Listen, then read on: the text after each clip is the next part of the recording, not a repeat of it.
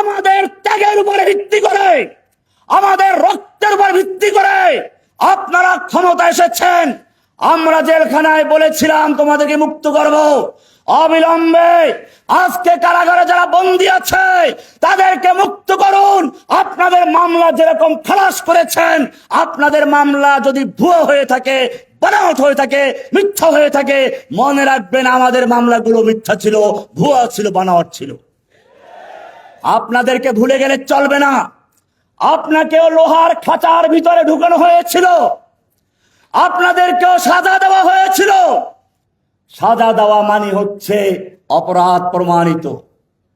যদিও হাসিনার আদালত আমরা বুঝি সাজানো মিথ্যা মামলাগুলো ছিল, আপনাদেরও মিথ্যা মামলা ছিল। আমি পরিষ্কার বলি, আপনাদের মামলা আমরা মনে করি মিথ্যা ছিল। আপনারা যেভাবে সেগুলোকে খালাস করে দিয়েছেন, মামলাগুলো বাতিল করে দিয়েছেন, বাংলাদেশের তাওহীদি জনতার যত মামলা রয়েছে সব মামলাগুলোকে বাতিল করে দিয়ে, খালাস করে দিয়ে সমস্ত বন্দী ভাইদেরকে মুক্ত করার ব্যবস্থা করে দিন।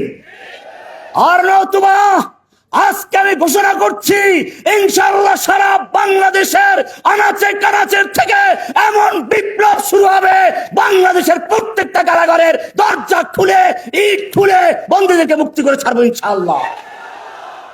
আমরা কিছু বললেই বলে মব সৃষ্টি করেছে।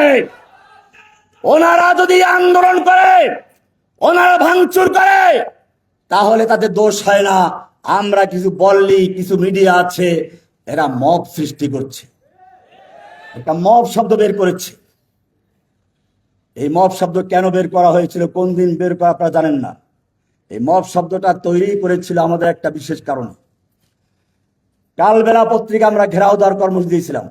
সেই সময় দেশের একজন উপদেষ্টা, যিনি মজলুমদের পক্ষ হয়ে কাজ করার অঙ্গীকার নিয়ে ক্ষমতায় গেছেন, তিনি সর্বপ্রথম আমাদের বিরুদ্ধে মফসদার ব্যবহার করেছিল। সুতরাং মনে রাখতে হবে, আমরা যখন কোনো কথা বলি, আমরা যখন আমাদের দাবির পক্ষে আওয়াজ তুলি, তখন আমাদের পিছনে এনে সাইকেল লাগানো হয়, গোয়েন্দা বিভাগের লোকদেরকে বানানো হয়।